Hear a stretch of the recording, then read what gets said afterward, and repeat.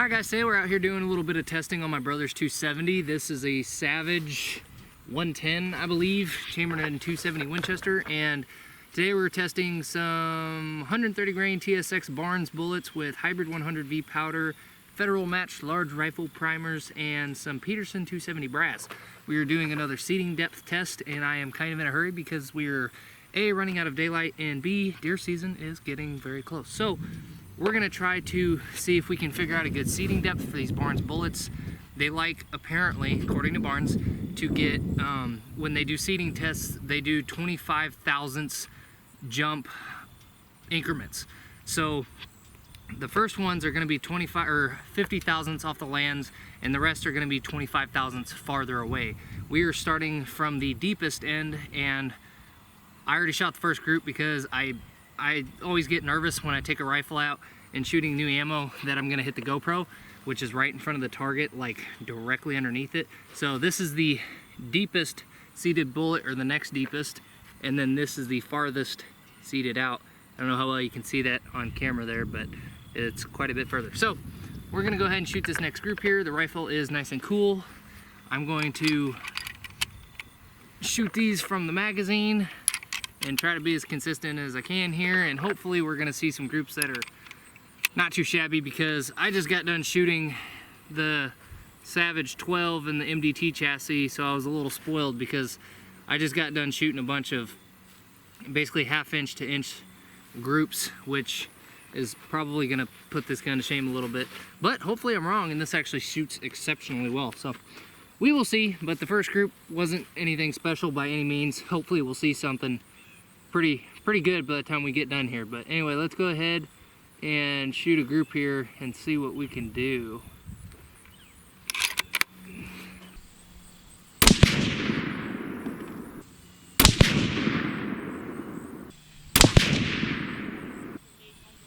Alright, so from what I can see here, that group was actually pretty poor. I'm gonna go ahead and make sure this barrel cools down plenty before we shoot this next group here. So I'm actually probably going to force cool it by driving it around on the four-wheeler for a little bit so we can run some air through the bore and cool it off quicker. I know some people don't believe in like rapid cooling and stuff, but I'm not pouring ice water on it. I'm just going to give it some wind, so to speak. So anyway, I'm gonna go mark the target a little bit, allow the gun to cool off, and then we will continue shooting. Okay, so I flipped these guys over so y'all could kind of see what we're working with here. As you can tell, the seating depth gets a little bit longer as we continue to the left, so we're shooting from right to left, as you can see by the empty brass already. But they're good looking bullets. I think they will make really good medium game rounds, but I kind of wanted to try some all copper options so that this year I won't have to clean any lead out of our meat, and that's what I am attempting to do here. So anyway, that's what our loads look like. Like I said, I'm using Peterson brass. The brass looks good. You probably can't see it very well from that video, but anyway, we're going to shoot this next group and see if it groups any better.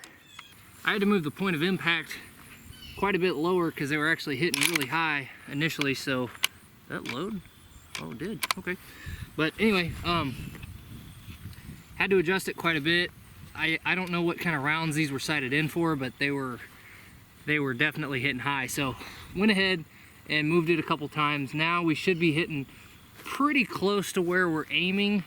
I'm gonna go for the top left diamond, so let's see if that's gonna do us any good here.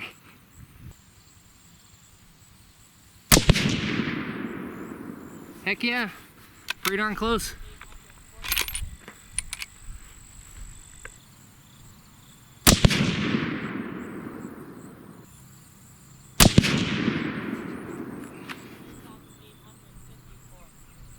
The gun jumped quite a bit there, so I'm not gonna try to blame that, but that could have actually been me that screwed that group up.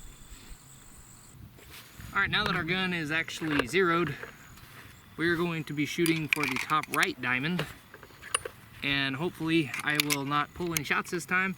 That one, I didn't feel like I pulled it, but on all the previous shots that we had fired, after the shot, the scope was still on the target, but on that one, the legs of the bipod actually jumped, and I was completely off to the left of the target. So I don't know if that affected it or not, but I'm I would venture to say that it probably did. I don't know that the group would have been great if it hadn't, but I don't think that helped us any. So I'm going to try to consciously remember to try to keep a little bit better control of the gun this time.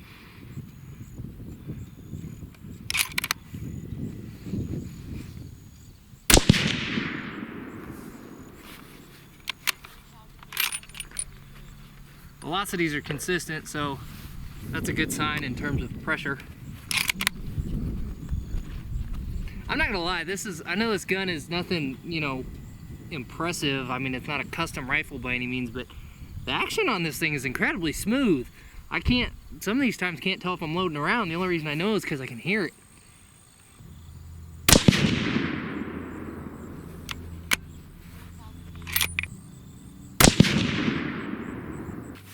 So, I have actually completely forgotten to mention the velocity data that we have been getting from this.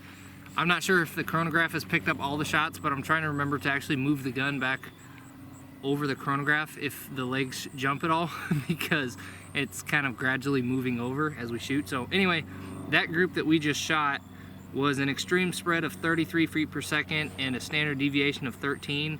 That's not super impressive, but it's not horrible either. The third group we shot, which was actually only 2 shots that the chronograph caught, which is probably my fault, was extreme spread of 7 and a standard deviation of 4. The second group we shot it caught all 3 shots, luckily. Extreme spread of 31, standard deviation of 13.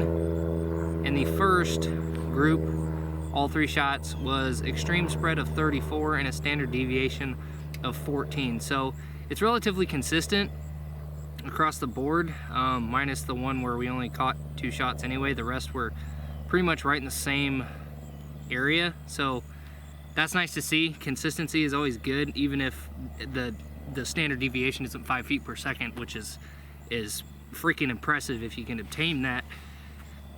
That's for this rifle, we don't even need that. He's probably not going to be hunting any farther than 100 yards anyway, but it's nice to know that it's going to be consistent, at least for what we've got to work with right now. So anyway, I'm going to mark the target, set everything up, shoot the next group, and hopefully we will see improvements.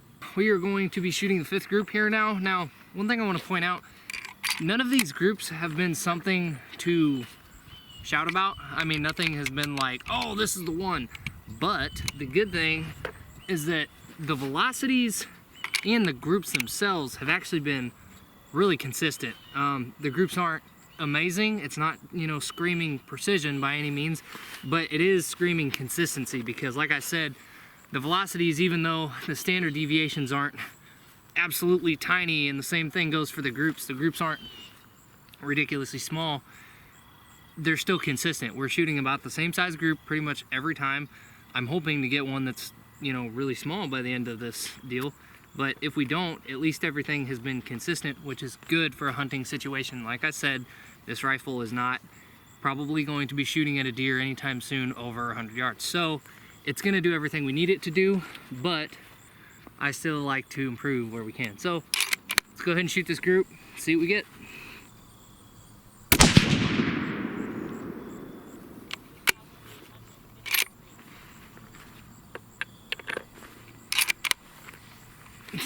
Really, that action is very smooth. Like, impressively smooth.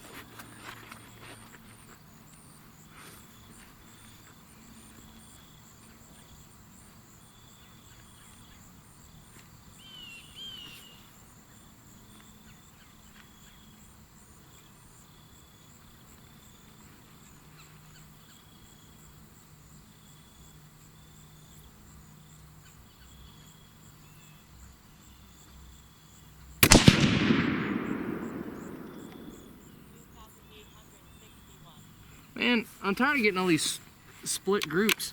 If I can see correctly, it looks like those 2 are touching. I'm probably gonna have another flyer. I really hope I don't. I'm gonna let the barrel cool down for a little bit this time, actually, before I shoot this last shot, because I want a little group, guys. I want a little one, itty bitty. it's really nice when you can make that happen, especially from a budget gun. And I've done it lots of times. I've taken a gun that really is, you know, very inexpensive and you wouldn't think would shoot amazing, which I think we got this gun in a pawn shop for like 350 bucks a long time ago, and it's killed a lot of deer, don't get me wrong, but I've never done load development on it, and I've never tried to see what kind of precision we can squeeze out of it. But I'm gonna give it, you know, the benefit of the doubt, assume all these larger groups have been me, let it cool down a little bit, give it some wind, and I'm gonna shoot this next one with all the hope in the world that I don't screw it up.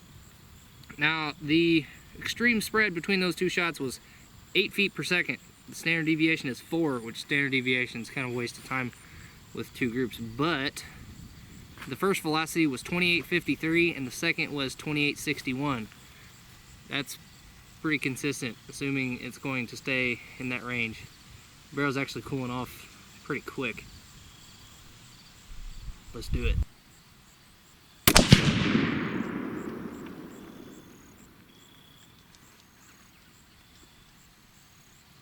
Okay, I think that was a really good group. I don't know if I actually had a flyer and I just can't see it, but it looks like that was actually a really tight group. Why don't I just go down there and look? It'd make a lot more sense, wouldn't it? Let's do that. I think that's probably the smarter way to go about it. The best thing about that, the chronograph did not catch the third shot, so we have no data on the velocity. Perfect. I can finally say it. We actually had a group shoot insanely well. That group shot awesome, and I'll probably never be able to do it again. But for now, we're gonna go ahead and just say I'm a good shooter. And yeah, I knew that was gonna be one whole group. I really did try to give it every advantage I could. I went ahead and let that barrel cool down before I shot that third shot because I just really wanted that to be a good group. And that may have actually been affecting our previous groups. I don't know that for a fact, but that may be why we had that flyer every time, or not necessarily a flyer. I can't really remember now. I'm so hyped up about this one that I don't really know if they were first shot high, second shot low, third shot high, blah, blah, blah. Anyway, I'm just spouting off nonsense at this point. I'm gonna go ahead and shoot this next group. I'm really glad that one shot as good as it did. I don't think I'm gonna be able to make that happen again with these last two. I'm already planning on using that group, but if I can do this again before we call it a day, that would be fantastic, because I'd like to know that there's, you know, it's not a super sensitive seating depth. But I don't really see that happening again, if I'm being honest. I don't have that much confidence in myself to shoot that again, or shoot that good again rather. So let's just keep shooting. This is fun at this point. I'm glad to see some progress. That makes me happy.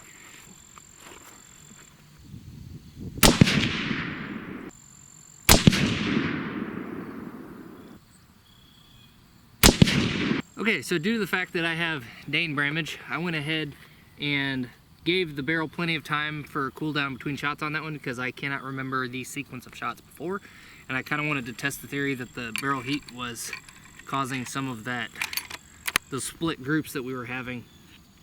It had nothing to do with it, at least on that group, so I'm not going to allow that to be a contributing factor in my mind to those split groups. I just think that was the groups that were going to be shot. So let's go ahead and fire this last group, call it a day.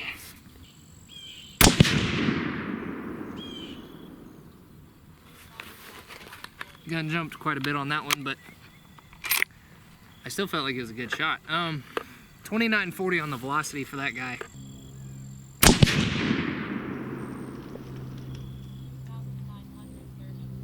Hmm. 2,930 on the velocity is only 10 foot per second difference, and I think that went in the same hole. So, actually looked pretty good.